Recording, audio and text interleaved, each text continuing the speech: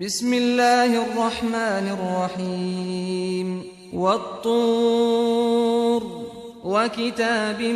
مسطور في رق منشور والبيت المعمور والسقف المرفوع والبحر المسجور إن عذاب ربك لواقع ما له من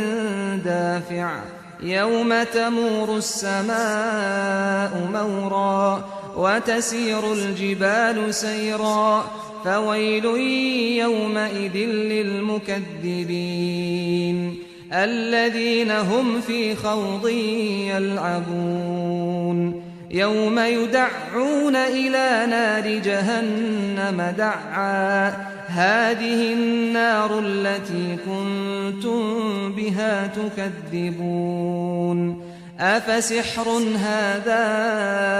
أم أنتم لا تبصرون اصلوها فاصبروا أو لا تصبروا سواء عليكم إنما تجزون ما كنتم تعملون إن المتقين في جنات ونعيم فاكهين بما آتاهم ربهم ووقاهم ربهم عذاب الجحيم كلوا واشربوا هنيئا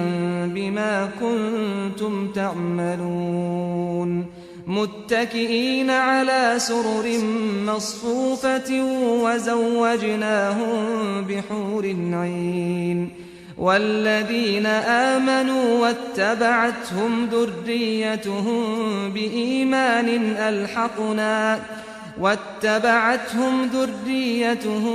بإيمان ألحقنا بهم ذريتهم وما ألتناهم من عملهم من شيء كل امرئ بما كسب رهين وأمددناهم بفاكهة ولحم مما يشتهون يتنازعون فيها كأسا لا لغو فيها ولا تأثيم ويطوف عليهم غلمان لهم كأنهم لؤلؤ مكنون وأقبل بعضهم على بعض يتساءلون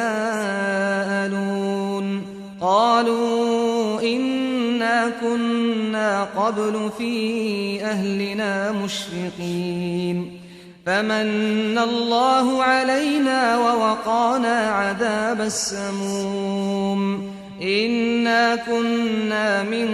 قبل ندعوه إنه هو البر الرحيم فذكر فما أنت بنعمة ربك بكاهن ولا مجنون أم يقولون شاعر نتربص به ريب المنون قل تربصوا فإني معكم من المتربصين أم تأمرهم أحلامهم بهذا أم هم قوم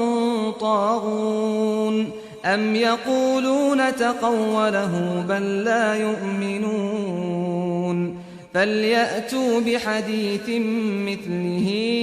إن كانوا صادقين أم خلقوا من غير شيء أم هم الخالقون أم خلقوا السماوات والأرض بل لا يوقنون أم عندهم خزائن ربك أم هم المسيطرون أم لهم سلم يستمعون فيه فليأت مستمعهم بسلطان مبين أم له البنات ولكم البنون أم تسألهم أجرا فهم من مغرم مثقلون أم عندهم الغيب فهم يكتبون أم يريدون كيدا فالذين كفروا هم المكيدون أم لهم إله غير الله سبحان الله عما يشركون وإن يروا كسفا من السماء ساقطا يقولوا سحاب مركوم فذرهم حتى يلاقوا يومهم الذي فيه يصعقون يوم لا يغني عنهم كيدهم شيئا ولا هم ينصرون وإن للذين ظلموا عذابا